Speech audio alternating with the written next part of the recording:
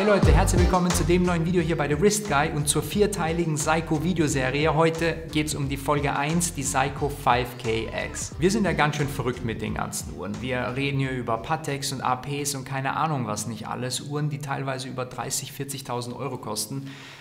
Wobei man eigentlich eine ziemlich geile Uhr für unter 300 Euro schon kriegen kann, die eigentlich die wohl beste Uhr ist, die man einem Newcomer empfehlen kann. Und das ist dieses Ding hier. Das ist die Seiko 5 5KX, wenn man so möchte. Oder ich nenne sie eigentlich eher die Seiko 5 Fieldwatch. Seiko ist einfach so eine Marke. Ich weiß, viele Leute sind da eher negativ voreingenommen, aber Seiko ist so eine abartig geile Marke. Die Firma Seiko wurde 1881 gegründet. 1881. Haben zwar am Anfang nicht gleich Uhren gebaut, aber sind relativ schnell zu Uhren gekommen und haben dann zuerst Taschenuhren gebaut und Tischuhren und keine Ahnung und sind dann immer weiter, haben sich immer stetig Stück für Stück weiterentwickelt, bis sie dann schließlich Armbanduhren entwickelt haben. Seiko ist heute wohl die einzige Marke auf der Welt, die Uhren von 90 Euro bis 90.000 Euro anbieten kann und durch die Bank weg komplett vertikal integrierte Manufaktur ist. Was bedeutet das? Jede Seiko, die ihr kauft, hat keine zugekauften Teile. Die sind zu 100% von Seiko in Japan hergestellt. Das heißt, Seiko verbaut eigene Bänder, Werke, Schrauben, sogar die Quarzkristalle in ihren Quarzuhren sind von Seiko selbst gezüchtet, geschnitten, kalibriert. Es ist einfach krass. Das heißt, was ihr mit Seiko bekommt, ist eine Uhr, die ist einfach gut gebaut und selbst wenn die kaputt geht, ist sie easy zu reparieren und auch nicht teuer zu ersetzen. Ich meine, für knapp 80 Euro bekommt ihr wieder eine neue und die einfach so viel Kult haben und vor Design trotzen. Ich übertreibe jetzt wieder. Die erste Seiko 5 kam im Jahr 1963 auf den Markt und Seiko 5, die 5 stehen hier für 5 wichtige Eigenschaften, die die Uhr haben muss. Wir haben erstens Wasserdichtheit, wir haben das Datum, wir haben den Wochentag, wir haben die Robustheit und wir haben ein automatisches Werk. Diese 5 Aspekte waren wichtig für Seiko, weil sie super gute und günstige Alltagsuhren für den Jedermann herstellen wollten und genau das haben sie gemacht. Und mittlerweile gibt es von Seiko 5 wirklich tausende von verschiedenen Farben, Varianten, Größen, Formen, Bandarten, Ziffernblattfarben, alles mögliche. Also da gibt es von elegant über sportlich, Pilot, Taucher, alles. Und kürzlich hat Seiko die Seiko 5 neu aufgelegt. Und zur Seiko 5 Sports habe ich schon mal ein Video gemacht. Seht ihr, wenn ihr oben aufs i klickt. Diese Uhr ist mega geil und diese Uhr habe ich auch privat. Zugegeben, die Uhr hat ihre Nachteile, wie zum Beispiel sie ist relativ dick und sie ist für manche Leute vielleicht zu groß, sie ist sehr maskulin angehaucht, das mögen vielleicht manche Leute nicht. Und auf diese Negativpunkte hat Seiko reagiert und hat dann ihr neues Design, was sie mit der neuen Seiko 5 eingeführt haben, der Nachfolger der legendären SKX, wenn man so will, hat dann eben eine Variante ohne diese Tauchfeatures eingeführt. Und viele Leute mögen diese Uhr sehr gern. Und das ist ein ähnlicher Move, den Tudor damals abgezogen hat. Tudor hat auch die Black Bay eingeführt und danach haben sie die Black Bay 36 ohne Lünette eingeführt. Und diese Uhr ist auch sehr beliebt. Und das hat Seiko, wenn man so will, nachgemacht oder auch so gemacht.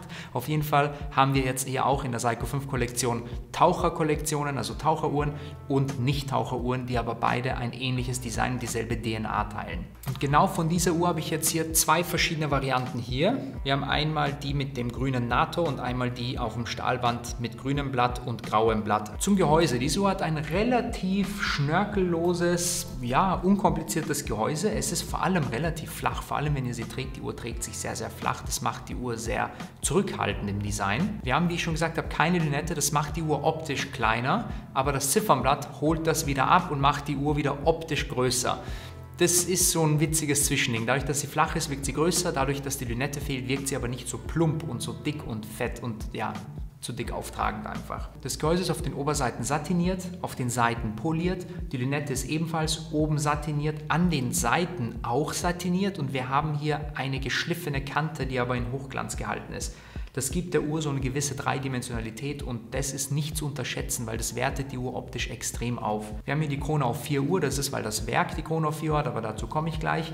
Ich persönlich mag Kronen auf 4 Uhr nicht so gerne, aber das ist so ein Seiko-Klassiker, die haben das schon immer gemacht, die machen das bei vielen Uhren, auch die SKX hatte das damals bei 4 Uhr, auch die Seiko 5 Sports hat es bei 4 Uhr und diese Seiko 5 ist da keine Ausnahme, hat die Krone auch auf 4 Uhr. Das Ziffernblatt ist genau bei dieser Uhr richtig cool, weil es nämlich so ein sattes, schönes Dunkelgrün ist Und es ist eben nicht so ein elegantes Sunburst-Grün wie jetzt bei einer Rolex Hulk oder bei der Day-Date, sondern es ist wirklich so ein pastelliges Dunkelgrün. Es ist fast so ein Military Green. Deswegen ist diese Uhr, finde ich, eine richtig geile Fieldwatch eigentlich.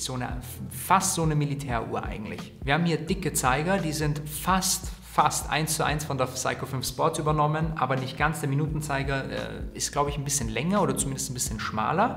Er wirkt auf jeden Fall nicht so dick. Die Indizes sind dieselben. Wir haben hier kreisrunde Indizes in den Zwischenstunden. Die 12 hat ein großes Dreieck und 6 und 9 hatten ja ovales Indiz. Auf 3 Uhr haben wir das Datum und den Wochentag. Was ich cool finde bei Seiko ist, dass Samstag und Sonntag eine andere Farbe hat. Samstag hat hier zum Beispiel blau, Sonntag hat rot und die Datumsscheibe ist in 2 Sprachen, also sowohl Englisch als auch Deutsch in dem Fall, was die Uhr auch irgendwie wieder ganz cool macht. Die Krone ist relativ easy, sie ist einfach leicht zum Greifen, sie hat kein Logo drauf, sie ist komplett gecleant. Ich finde das ganz cool, weil wenn ihr kein Logo hinbekommt, was hochwertig ausschaut, macht lieber keins, sieht besser aus, finde ich. Die Uhr verfügt über nicht Saphirglas, sondern es ist ein gehärtetes Mineralglas. Bei dem Preispunkt könnt ihr auch fast kein Saphir bekommen. Aber Mineralglas ist auch völlig in Ordnung, ist nicht so kratzfest wie Saphirglas, aber hält schon im Alltag einiges aus und ist auch relativ einfach zu ersetzen. Mit diesem Gehäuse ist die Uhr 100 Meter wasserdicht, das heißt voll alltagstauglich, ihr könnt damit schwimmen oder sowas, absolut kein Thema. Mir verleiht aber die nicht verschraubte Krone nicht unbedingt viel Sicherheit, ehrlich gesagt. Ich hätte mir da eher eine verschraubte Krone gewünscht. Die Uhr verfügt über einen offenen Gehäusedeckel, der ist nicht schlecht. Ich weiß, ich sage immer, ich brauche keinen offenen Gehäusedeckel. Bei dieser Uhr ist es ein bisschen was anderes, weil die ist ja nicht an den Enthusiasten getargetet, der schon 3 APs daheim hat oder 4 Pateks, sondern das ist in der Regel für den, der sich vielleicht die erste Uhr kauft. Und jemand, der sich die erste Uhr kauft, vielleicht freut er sich, wenn er das mechanische Werk sehen kann. Auch wenn wir alle wissen, dass das Werk von Seiko jetzt nicht das Schönste auf der Welt ist, auch nicht unbedingt das Beste, wenn es um Ganggenauigkeit geht, aber es ist immerhin ein automatisches mechanisches Werk und für jemanden, der sich die erste Uhr kauft, könnte das schon wertvoll sein und der erste Stepping Stone sozusagen, um sich dann später weitere Uhren zu kaufen. Die grüne hat hier ein ziemlich schön gemachtes NATO-Band. Es ist absolut nichts Weltbewegendes, aber es ist auch nichts Schlechtes. Die Schließe hat hier sogar das Seiko-Logo drauf, also es ist absolut nichts auszusetzen. Es ist sehr, sehr bequem und sehr weich. Das Metallband allerdings ist eine echte Aufwertung, wenn wir von Seiko sprechen, weil Seiko hat früher bei den Seiko 5 Modellen echt billige, gebogene Blechbänder verwendet. Das machen sie jetzt nicht mehr, also dieses Band ist durch und durch massiv. Es ist komplett satiniert, das finde ich gut, weil bei günstigen Uhren, wenn ihr da zu viel polierte Flächen habt, sieht es schnell mal billig aus. Und diese Uhr will ja eigentlich keine Luxusuhr sein, sondern diese Uhr will eine schöne Everyday-Uhr sein, die ihr einfach immer und jeden Tag unkompliziert zu jedem Outfit tragen wollt. Und ich finde, das macht das Band ganz gut. Die Schließe ist eine typische Seiko-Schließe. Ja, gilt das gleiche wie beim Band. Es ist nicht die hochwertigste Schließe auf dieser Welt, es ist nicht die beste Schließe, aber sie macht auf jeden Fall ihren Job und sie macht ihn gut. Also hier könnt ihr das Ding einfach aufklappen, den Sicherheitsbügel, dann habt ihr hier eine doppelte Sicherheit und dann habt ihr hier einfach so ein gestanztes Blech. Wie gesagt, es ist okay, passt völlig für den Preispunkt. Das Gehäuse hat eine Nominalgröße von 40 mm, ist, finde ich, die perfekte Größe. Lack-to-Lack haben wir hier 44 mm, auch super, also diese Uhr passt eigentlich auf jedes Handgelenk super drauf, egal ob es dick oder dünn ist. Als Werk verwendet hier Seiko das 4R36 Werk, das ist der Nachfolger von dem vorher verwendeten Werk, das war nämlich das 7S26. Es ist fast identisch, nur das Gute hier ist, diese Uhr hat jetzt einen Handaufzug mit drinnen, also ihr müsst sie nicht mehr so komisch schütteln, damit sie läuft und sie hat auch einen Sekundenstopp, damit ihr die Uhr ganz gut synchronisieren könnt. Wenn ich ganz ehrlich bin, verstehe ich nicht, wieso man das bei einer Seiko 5 machen wollen würde, weil die Uhr verliert jeden Tag bis zu plus minus 10 Sekunden. Also da brauche ich sie nicht auf die Sekunde genau für eine Atomuhr synchronisieren, weil am Ende vom Tag ist sie das eh nicht mehr. Aber immerhin, sie hat Sekundenstopp und sie hat einen Handaufzug. Das wertet das Werk nochmal richtig auf. Was die Alltagstauglichkeit von der Uhr nochmal unterstützt, ist die Leuchtmasse. Nämlich jeder Indiz und jeder Zeiger hat ziemlich viel Leuchtmasse drauf. Selbst der Sekundenzeiger, also das Gegengewicht, hat Leuchtmasse drauf. Und die Uhr leuchtet wirklich wahnsinnig gut. Sie leuchtet sehr intensiv. Sie ist auch bei Nacht super abzulesen. Diese Uhr ist wirklich wohl die beste Uhr in diesem Preissegment, die man einem Newcomer empfehlen kann. Nicht nur Newcomer, jemand, der gerne eine unkomplizierte, günstigere Uhr haben will, die er im Wasser trägt, die er im Urlaub trägt, wo er einfach nicht die teure Uhr mitnehmen oder auspacken will, sondern einfach was Unkompliziertes haben will, aber doch etwas mit uhrmacherischer Tradition und Historie. Eine Uhr, wo selbst der dickste Sammler, wenn er die sieht, sagt, hey, coole Uhr hast du da.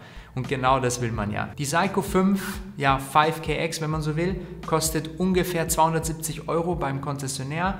Und diese Uhr habe ich auch von dem Wiener Konzessionär René Bargello zur Verfügung gestellt bekommen. Vielen Dank hierbei. Wenn ihr im Raum Wien seid oder allgemein Interesse an verschiedenen Seiko-Uhren habt, besucht auf jeden Fall René Bargello. Dieser Typ hat so ziemlich jede Seiko, die man sich wünschen kann, von günstig über sehr teuer. Und ich werde euch in dieser Videoserie mehrere coole Seikos vorstellen, in jedem Preissegment, um euch wirklich zu zeigen, wie gut Seiko in ihrer Preisregion jeweils ist. Ich hoffe, euch hat das Video gefallen. Lasst mich wissen, wie ihr denn diese Uhr findet. Habt ihr vielleicht sogar eine Seiko 5? Wollt ihr euch eine kaufen? Lasst mich wissen, würde mich mega interessieren. Lasst mir auch Feedback da, wie ihr das Video fandet und wir sehen uns dann nächsten Mittwoch. Bis dahin. Ciao, ciao.